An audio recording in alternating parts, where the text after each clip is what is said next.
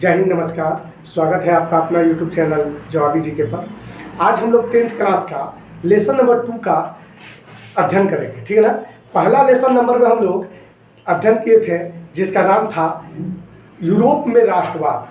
पहला हम लोग लेसन को पढ़े थे यूरोप में राष्ट्रवाद यानी राष्ट्रवाद, और आज हम लोग दूसरा लेसन को पढ़ेंगे समाजवाद। तो राष्ट्रवाद क्या था इसके बारे में हम आप लोग को पहले वाला वीडियो में ही बता दिए थे कि राष्ट्रवाद क्या है, लेकिन जो लोग उस वीडियो को नहीं ना देख पाए हैं या जो लोग उस क्लास को अटेंड नहीं कर पाए हैं उसके लिए भी थोड़ा सा हम समझा देते हैं कि राष्ट्रवाद वो भावना है जो किसी भी व्यक्ति को अपने राष्ट्र के प्रति, अपने देश के प्रति, अपने मातृभूमि के प्रति प्यार रखे, मोहब्बत रखे, उस चीज़ को हम लोग राष्ट्रवाद कहते हैं, ठीक है ना। तो ये राष्ट्रवाद के बारे में हम लोग पहले वाले वीडियो में पढ़ चुके हैं।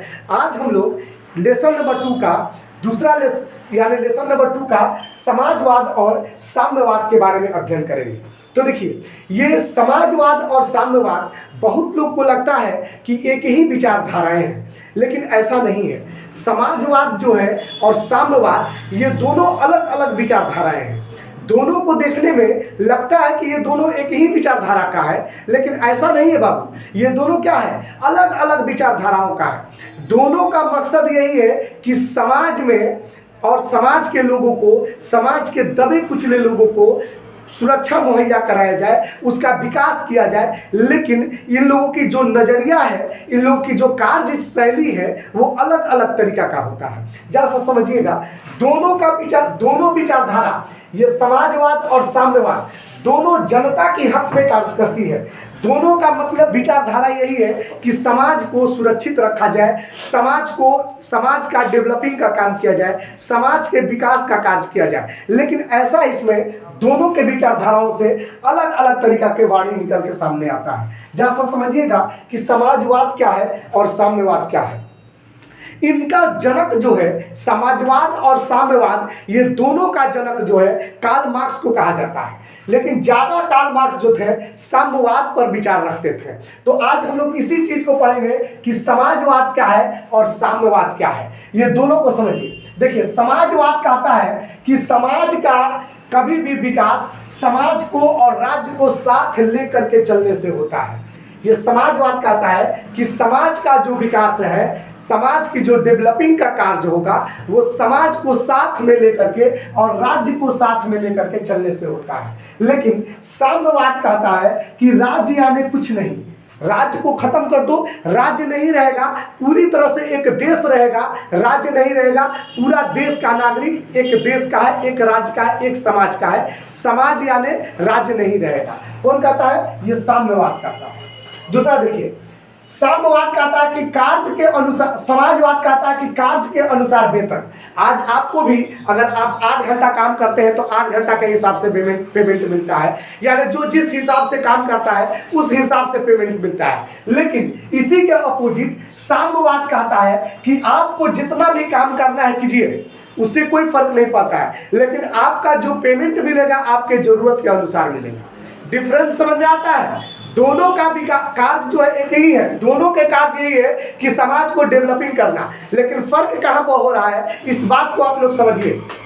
देखिए, पहला कहता है कि समाजवाद जो है कार्य के अनुसार वेतन।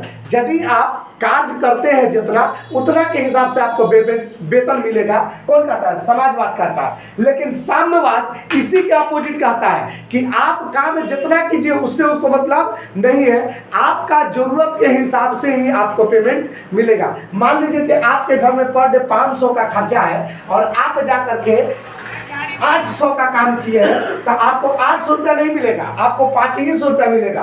कौन कहता है?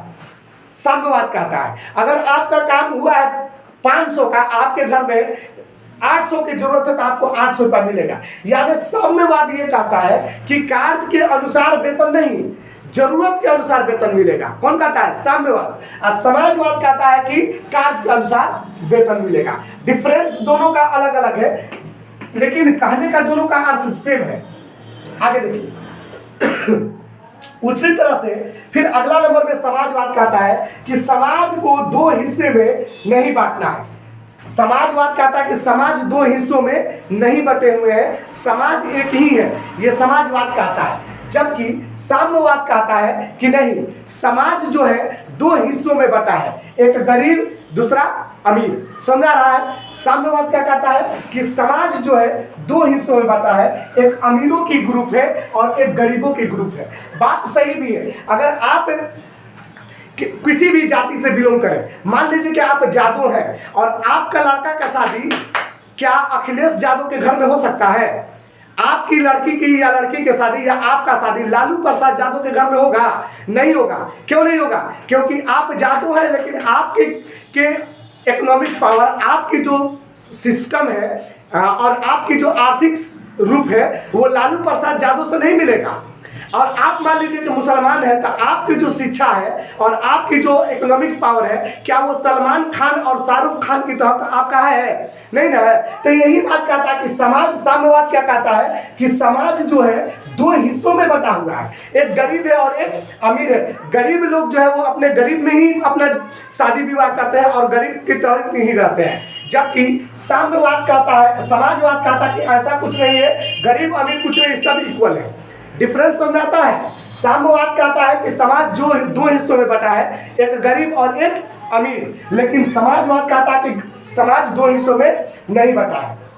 तो जहां तक कुछ कुछ बातें जो है साम्यवाद का ज़्यादा ही कुछ सुटेबल लगता है, लेकिन समाजवाद जो है दुनिया का 90% देशों में समाजवाद है, साम्यवाद नहीं है। आगे चलते अगला देखा जाए। समानता कहता है कि समाजवाद कहता है कि शांति जो आएगा वो समानता से आएगा।